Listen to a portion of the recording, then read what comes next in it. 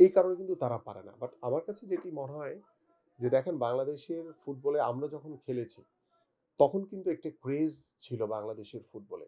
আমরা হয়তোবা সবাই ফোকাস করি ফুটবল আর ক্রিকেটকে। বাট অন্যান্য খেলাধুলাতেও কিন্তু আমাদের অনেক প্রতিভাবান খেলোয়াড় রয়েছে। যারা একজন বাংলাদেশী হিসেবে বহির্বিশ্বে, বিশ্ব মানচিত্রে তারা কিন্তু বাংলাদেশকে অনেক ভালোভাবে রিপ্রেজেন্ট করার, ভালো রেজাল্ট এনে দেওয়ার কিন্তু সক্ষমতা তাদের রয়েছে। কিন্তু তারা অনেক সময় দেখা যায় যে তাদের দিকে ফোকাস না থাকার কারণে তাদের আর্থিক দৈন্যতা, তাদের সামাজিক যে ব্যবস্থাপনা সবকিছু মিলিয়ে তারা হয়তো সেটা পারে না এবং ফেডারেশনগুলোরও সীমাবদ্ধতা রয়েছে। রাষ্ট্রীয়ভাবে কিছু সীমাবদ্ধতা রয়েছে।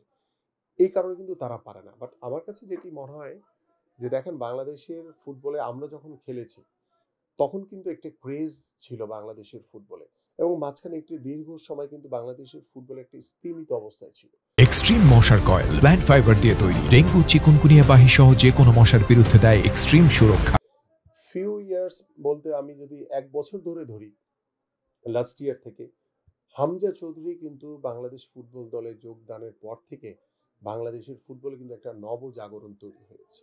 আমাদের সামিদ সোম আসার পর থেকে আমাদের যে জামাল ভুঁইয়া সকলেই, হ্যাঁ, ফাহমিদুল, এই ধরনের খেলোয়াড়রা আসার পরে কিন্তু বাংলাদেশের ফুটবলে কিন্তু একটি নবজাগরণ এবং তাদের খেলার মানও কিন্তু পরিবর্তন হয়েছে।